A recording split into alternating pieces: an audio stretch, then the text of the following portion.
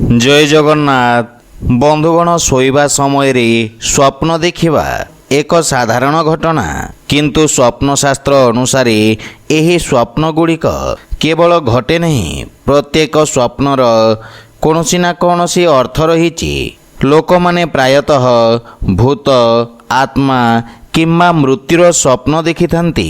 एही स्वप्न गुड़िक अत्यंत भयंकर होइथाए, किंतु स्वप्न विज्ञान अनुसार भयंकर स्वप्न सबुबेले खराब होई न थाए, एहार किछि सकारात्मक संकेत मध्य रही थाए। तो आसंतु जानिबा स्वप्न रे भूत प्रेत किंबा आत्मा देखिबा कौन संकेत देई थाए से विषय। सेथिपाई वीडियो को शेष पर्यंत देखंतु एवं जेउ माने आम चैनल को नुआ करी आछंती तळे थिबा सब्सक्राइब बटन रे क्लिक करी आम चैनल को सब्सक्राइब करंतु और पाखरे थिबा बेल आइकन को दबे ऑल रे सिलेक्ट करंतु, काहेकि ना आमे अपलोड करिथिबा प्रत्येक वीडियो रो नोटिफिकेशन आपण सर्वप्रथमे पाई परिबे। बंधुगण, स्वप्न शास्त्र अनुसार जदि कोनोसी व्यक्ति स्वप्न रे भूत किंबा कोनोसी अदृश्य शक्ति आक्रमण करुथिबार स्वप्न देखंती, तेबे एहाको साधारण स्वप्न भाव रे विवेचना करा जाय नाही। एहा सूचई थाए जे व्यक्ति तांको जीवन रे किछि चाप, चिंता किंबा द्वंद्व सहित संघर्ष करुछंती। केतेक समय रे एही स्वप्न लुकायित भय, असुरक्षा किंबा असमाहित समस्या को प्रतिफलित करे। सेहीपरि जदि कोनोसी व्यक्ति स्वप्न रे भूत भय रे दौड़ी पलाई जाउथुवा किंबा आक्रमण अनुभव करुथिबार स्वप्न देखंती, तेबे एहाको वास्तव जीवन रे एक निरंतर भयर प्रतीक भाव रे विवेचना करा जाय।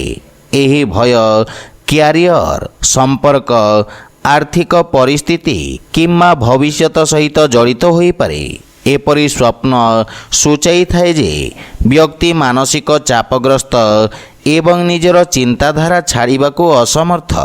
धार्मिक विश्वास अनुसार एपरि स्वप्न भविष्यत पई एक चेतावनी मध्य होई पारे।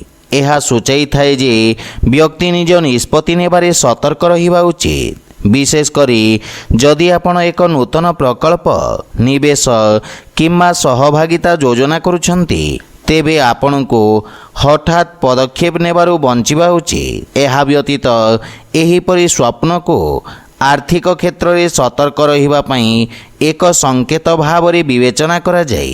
व्यवसायी माननको सेमानंको कारोबार प्रति विशेष ध्यान देवार आवश्यक रही थाए।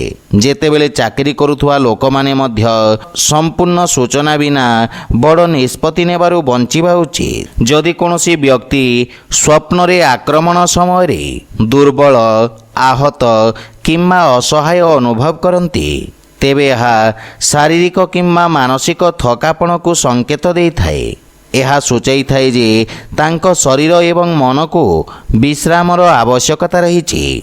एहीपरि स्वप्न बारंबार देखिबा द्वारा व्यक्ति दीर्घ समय धरी चाप किंबा गभीर भय सहित बंचुथिबार संकेत मिली थाए। एपरि परिस्थिति रे जने विश्वस्त व्यक्तिंक सहित आपणक भावना बांटिबा एवं सकारात्मक परिवेश रे रहिबा सहायक होई पारे।